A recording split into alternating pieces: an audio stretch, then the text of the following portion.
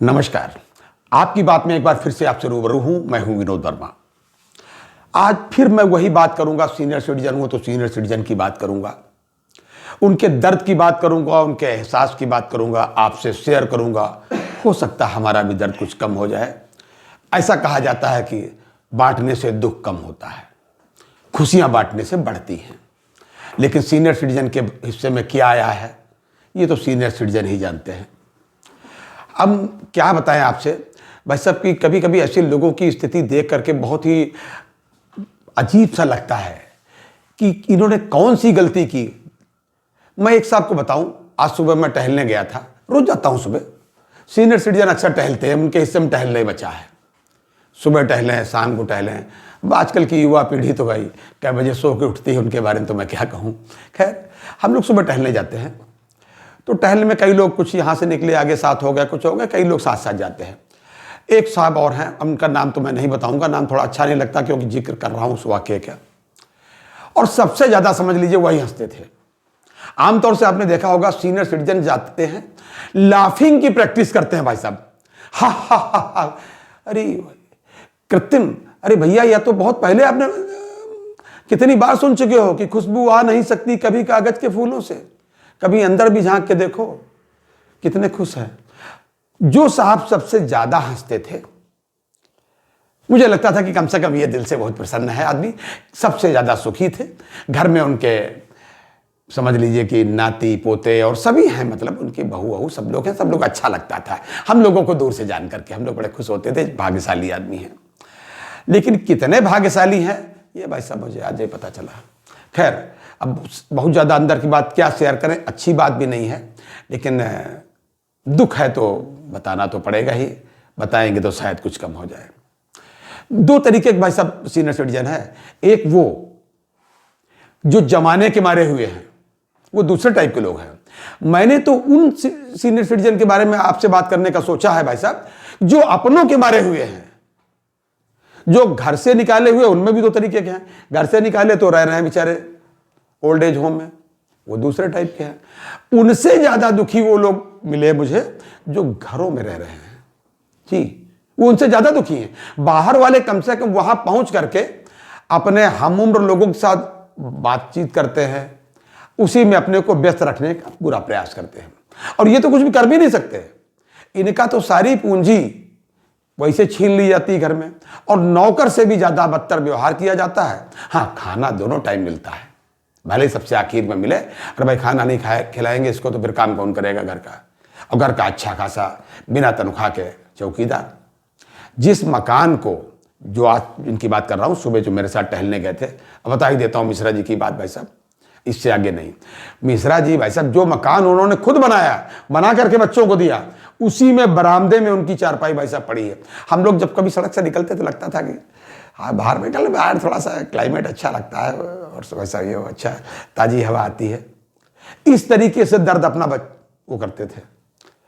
हालांकि उनकी धर्मपत्नी नहीं है उनके साथ। हमको ऐसे मामले में दो पंक्तियां याद आती हैं भाई साहब। दो पंक्तियां बनज कुमार बनज की याद आती हैं। मैं आपको उन्हीं की तरीके से सुना देता हूं। दिन उसका संभला नहीं और ना संभली है रात, छूटा जिसके हाथ से मेहंदी वाला हाथ। अब ये दो तरीके से छूटता भाई साहब, या तो वैसे या फिर ऊपर वाले की जो भी हस्तक्षेप हो, ये तो अलग मामला है। लेकिन कुछ मामले ऐसे हैं कि भाई साहब वो सब कुछ है और इसी धरती पर दोनों मौजूद हैं और दोनों का ये है। उनका दर्द हम एक साहब के शब्दों में आपको सुनवा रहे हैं, सुनिए। अकेले हैं चले आओ, कहाँ हो कहाँ आवाज दे तुमको, कहाँ हो अकेले चले आओ, कहाँ हो ये तन्हाई कालम और उस पर आपका गम। न जीते हैं न मरते हैं बताओ क्या करें हम। अब खैर क्या कहें, आपने देखा, हमको तो बताते हुए बड़ा अजीब लगता है कि इन्होंने अपने बच्चों की शिक्षा के लिए क्या क्या नहीं किया, क्या क्या तकलीफें उठाई होंगी। आज बच्चे उनके देखने में लगता है कि इतनी अच्छी पोजीशन है। मैं केवल यही कहूंगा कि बच्चों के लिए सब कुछ करिए, सब कुछ करिए जो आप वित्तीय व्यवस्था की चक्कर में पढ़ा सकते हो, उनको मेहनत करके, लोन लेकर के, जैसे भी। लेकिन कुछ संस्कार भी ऐसी संस्था में पढ़ाइए जहां कुछ संस्कार भी देते हो। कभी कभी यह भी समझ में आता है कि हो सकता है कि बच्चों ने वो देखा हो जो उन्होंने अपने पिताजी के साथ किया हो। हालांकि ऐसा कम होता है, लेकिन यह भी होता है। आपने अगर अपने पिताजी के साथ अच्छा व्यवहार नहीं किया तो जान लीजिए कि आपके बच्चे भी आपके साथ वही करेंगे।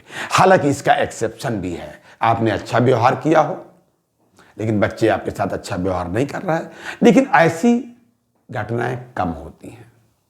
खैर, ये तो मैंने थोड़ा आज का दुख अपना शेयर किया इन लोगों के साथ में।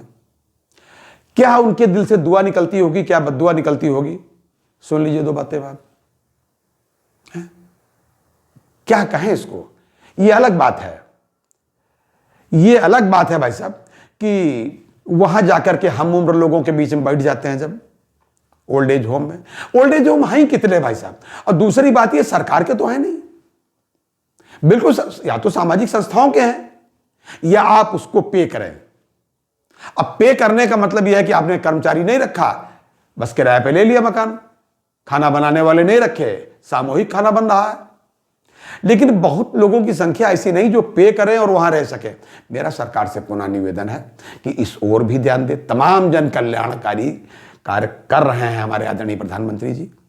एक काम ये भी करें कि सरकारी खर्च पर ओल्ड एज होम भी बनाने का एक प्रोजेक्ट शुरू करें और उसकी अच्छी मॉनिटरिंग हो। ऐसा ना हो कि घर से निकल करके जब वो senior citizen old age home में रहने लगे तो उसको ऐसा ना लगे कि इससे तो बेहतर हम उसी जगह थे।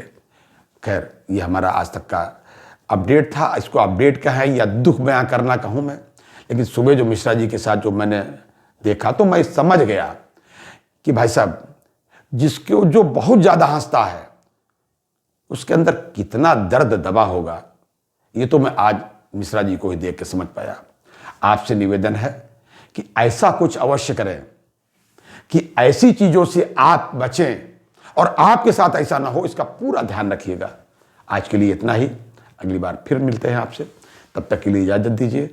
और हाँ, खाना पीना का ध्यान रखिए, अपनी सेहत का पूरा ध्यान रखिए।